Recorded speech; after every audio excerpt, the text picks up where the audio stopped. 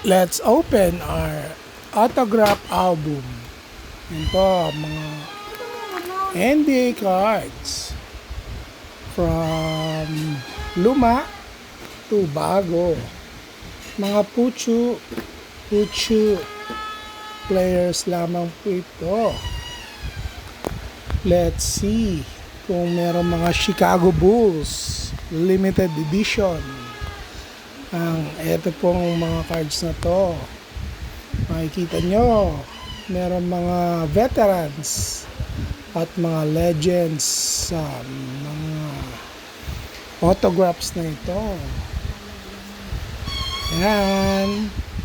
Si Rex Chapman na tinirahan ni Michael Jordan, si Josh Hart,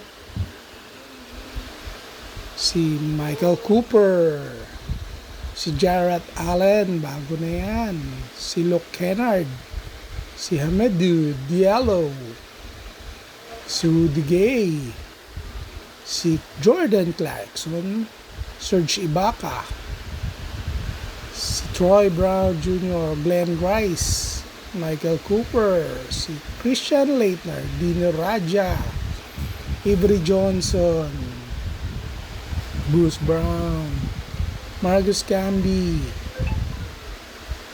Nate McMillan, Domantas Sabonis. Meron na halong mga game breakers, si Greg Anthony, Avery Bradley, Rudy Gobert. Yan, si Markelle Fultz, si Aaron Nesmith.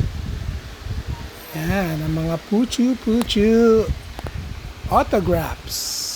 Yan, si Isaiah Rider, Gary Payton, Jarrett Culver.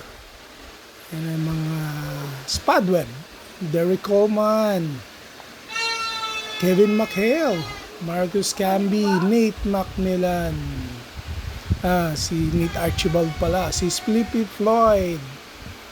Ayan, hanapin natin kung may mga NBA cards na Chicago Bulls. Yan, meron Dennis Rodman, on card auto, BJ Armstrong, Horace Grant, Craig Hodge, Tony Kukoc,